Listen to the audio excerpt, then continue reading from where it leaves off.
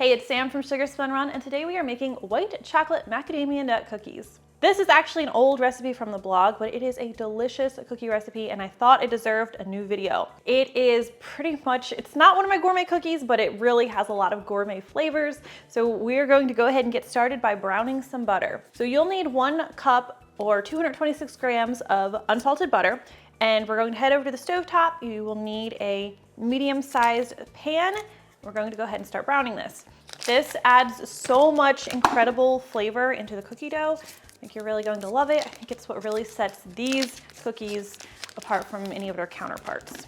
All right, so we start by melting this butter over a medium-low heat, and I'll just kind of stir it a bit while it melts. Now do make sure you have a large heat-proof mixing bowl handy, because we are going to be pouring the brown butter into this as soon as it's browned. You need a place to put it. Don't want to leave it in the pan too long or it'll burn. All right, once the butter is completely melted, make sure your heat is on medium and continue to stir this frequently. Don't walk away from it or you're going to burn it. And you're going to notice it's going to foam and sizzle and pop. What's happening here is the water is getting cooked out of it. What we're trying to do is brown it, which means we're going to be browning the milk solids. So we are going to stir it constantly until we start to notice it browning. Now, usually once this foaming, sizzling, popping stops or slows down, that's usually when the browning happens, and that happens very quickly. I like to use a light bottomed pan because it's easier to see when things are beginning to turn brown, as opposed to like a dark pan or a cast iron pan where it's just harder to see. You're just more likely to accidentally burn your butter that way. And this is going to make your house smell amazing. So this whole process only takes about like 5 minutes, maybe 7 minutes. I see a little bit of browning. Not totally there yet, still popping. It can be hard to see the browning underneath all that foam. All right, this is looking pretty good. So I'm going to remove it from the heat and pour this right into my bowl. Be careful not to splash yourself, and scrape up any of those brown bits on the pan because you want them in your cookies. And don't leave any butter behind because we do not waste butter around here. All right, the next thing I'm going to tell you is very, very important.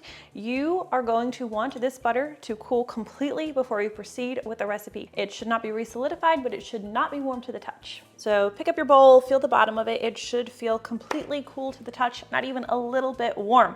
If it feels warm, just wait. You have to have patience. So mine has cooled. It's even starting to look a little bit opaque. So we are good to move forward with this recipe, but not a moment sooner. So the first thing we're going to be adding is some brown sugar. This recipe is a little heavier on the brown sugar than white sugar. That is intentional, just because I think it gives it a better flavor. We're adding 1 cup or 200 grams, a little bit more.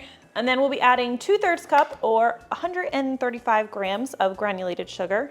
I've got to say, if you are not using a kitchen scale, you should really get one. They're inexpensive. I will link to mine that I use in the description. I have 2 I like, and they are a game changer, and they save you dishes. No more washing measuring cups. All right, so I'm just going to stir the butter and sugars together. And again, if your butter is warm at this point, what's going to happen is you're going to melt your sugars. Your dough is going to be greasy, and then even if you chill it all day, all night, it is going to be greasy when you scoop it, and your cookies are going to spread all over your baking sheet. It smells so good. All right, next up, we need 2 large eggs. Pick the prettiest ones. These should be at room temperature. Okay, actually, this is my favorite egg, but it's way too huge to use. So your eggs should be at room temperature because our butter should be at room temperature, and sugar should be at room temperature. And if we were to, oh my goodness, what a mess. If we were to use cold eggs and add it to the melted butter, it could kind of shock the butter and it can cause the dough to not come together quite as smoothly as it should. So room temperature eggs are best. Add our eggs, and we're also going to add a nice healthy splash of vanilla extract. I love using my homemade vanilla extract here. You need 1½ teaspoons or ½ tablespoon. Ooh. And if you thought this smelled good before, it really smells good now. All right, and we'll mix everything together.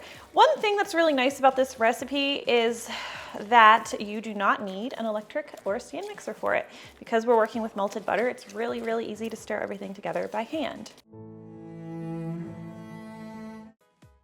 We'll set that amazing smelling butter aside, and we're going to grab a separate bowl for our dry ingredients. We'll tare our scale, and then we're going to add 2 3/4 cups or 340 grams of all-purpose flour here.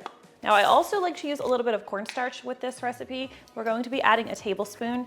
The cornstarch helps keep the cookie dough from spreading. It also helps to keep the cookies from being too cakey. It's one of my favorite secret ingredients. I also use it in my worst chocolate chip cookies. We'll also be adding a teaspoon each of baking powder and baking soda, and a 3/4 teaspoon of table salt. You should also have some flaky sea salt available because we will be putting that on the cookies after they have finished baking. All right, let me grab my whisk. We'll go ahead and whisk these ingredients together to get everything nicely distributed. I can hear my kids coming in. Oh boy. All right, let's bring back our wet ingredients and do yourself a favor and gradually add the dry ingredients. Don't try to add them all at once. Fold this in. If you try to add all the flour at once, it becomes quite an arm workout and it can make the dough pretty dry and crumbly, which just means you have to use more arm muscle to get it all worked together. So one thing I have noticed with this recipe, and a lot of recipes where you're using melted butter, is the precise temperature of the butter can have an effect on your cookies. So if the butter is even a little bit warm, your cookies are going to spread a lot, which is why I say don't let it be a little bit warm. If your butter is completely cooled and re-solidified, I would recommend reheating it so it's not completely solidified, but if you were to use it like that, the cookies would work, they just wouldn't spread quite as much. Another thing, if you're getting cookies that aren't spreading, is you could be accidentally over measuring your flour, which is one of the reasons I recommend using a kitchen scale, because you can't over measure it. You're just going based off that number. Last bit of flour. All right, let me move this out of the way and let's talk white chocolate. Now, white chocolate chips, totally fine to use in this recipe. If you want to use them, you would use 1 cup. I prefer to use a chopped white chocolate baking bar just because I don't classify them as like gourmet cookies because I have a whole bunch of those on my website, but we are using more gourmet ingredients. We're browning our butter, we're using these expensive macadamia nuts, so why not just kind of up the ante and use a nicer white chocolate as well. So I'm just going to chop this to pieces. And if you're using a baking bar like I am, you'll want to use 6 ounces. I think that's 170 grams. All right, and we're also going to be adding these expensive macadamia nuts. Now these are not roasted or salted macadamia nuts, but you could use some that are if you prefer. You just want them to be chopped. That way the pieces aren't too large, which could mess with the texture of your cookie. Also, if you're using salted macadamia nuts, I would bump the salt in the recipe down to a 1/2 teaspoon. All right, and then we want to get everything nicely distributed into this dough. All right, now we do want to give this dough a stint in the fridge. Chilling it is going to help the flavor develop a little bit. It'll keep the cookies from spreading too much. So I'm going to cover this with plastic wrap and we'll be back in 30 minutes. All right, so while the dough is chilling, you want to get your oven preheating to 350 degrees Fahrenheit. I used to make these on 375, but I actually have found I prefer a 350 temperature, a little bit more. Helps the cookies stay a little bit softer and chewier. Now I'm going to scoop the dough by about 2 tablespoons of dough per cookie. And you could just drop these right on the baking sheet, but I prefer to just roll them between my hands into a smooth ball just because this makes for prettier cookies. They're gonna be more uniform looking. And the dough is a little bit more on the dry side typically, and it has a lot of add-ins in it, so it can kind of want to come apart, just work back together. All right, we're gonna take these over to the center rack of our 350 degree Fahrenheit preheated oven. They're going to need to bake for about 9 to 11 minutes. All right. While these cookies are still warm, we're going to want to add a sprinkle of sea salt. You can use regular sea salt. I like this Maldon flaky sea salt. Just sprinkle a little bit over each cookie.